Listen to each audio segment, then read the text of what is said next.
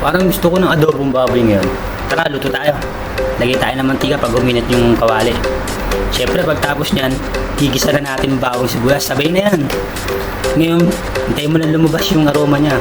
Paglabas ng aroma niyan, saka natin nilalagay bagsakang baboy. Parang ganito lang. Hintay-hintay lang tayo. Ayan. Bagsak mo agad. Bagsak mo siya basta. Halo-halo. Hintayin mo lang na magkaroon ng tusta kasi ako gusto ko na may tusta-tusta yung baboy ko. Parang napiprito na ba? Para magkaroon pa ng ibang lasa. At pagtapos niyan, halo-halo mo. Ganito magiging kulay niyan. May tusta na, di ba? Nahalo-halo na yan. Megos-megos na insan mo yan, di ba? Pagkatapos may megos-megos, lagyan mo ng paminta ngayon.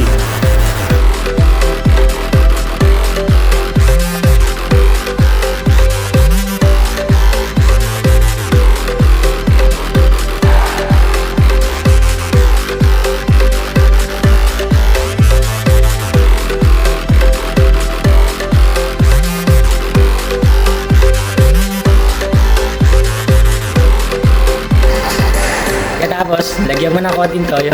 Toyo ng jowa mo, mas masarap pag yun na nilagay mo. De, joke lang.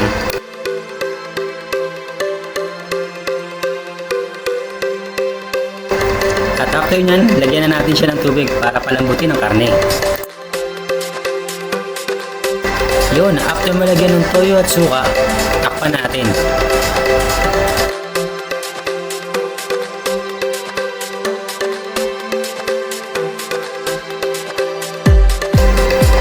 Yun, naluto na rin ang adobong baboy natin. Tara, sabayan nyo ako kumain.